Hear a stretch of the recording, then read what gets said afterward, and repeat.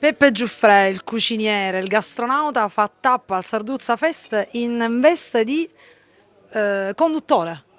Ma guarda, è un ruolo direi un po' improprio anche, però con la Sarduzza io le ho provate tutte, però la Sarduzza lo merita perché questo piccolo pescetto genuino, generoso, mi sta facendo vivere, come dire, una sorta di seconda gioventù, perché forse è il quarto, quinto anno che noi facciamo questa manifestazione bellissima e che continuiamo. E io desidero fortemente eh, dargli, come dire, una mano di quello che posso, cercare in qualche modo di elevarla come se fosse uno dei pesci più pregiati al mondo, che però è rimasto piccino.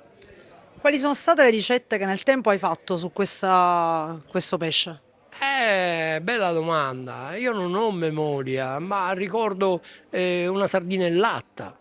Ho preso una lattina dove lei giustamente spesso viene destinata e allora non mi ricordo se ho preparato una spuma o qualcosa del genere, ci ho messo la sardina poi sopra marinata.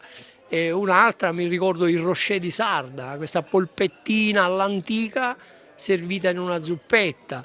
Ricordo un canestrino in loro tempo fatto, questo canestrino con la sardina presentata all'interno. Insomma, poi magari ce ne saranno anche altre perché non è facile arrivarci.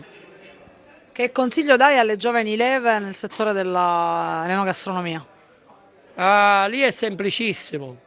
Andatevi a vedere di notte una battuta di pesca di sarde, che da lì è la più grande scuola. Avere il rispetto per questo tipo di pesca, avere il rispetto per questo pescetto pelagico che cammina assieme a tanti altri, poi guardare questi eroi, questi pescatori, perché questi sono degli eroi che vanno per mare, i grandi sacrifici, e dico sempre a chi intraprende questo lavoro, prima vatti a vedere come si coltiva la terra, come si alleva un animale, come si pesca un pesce.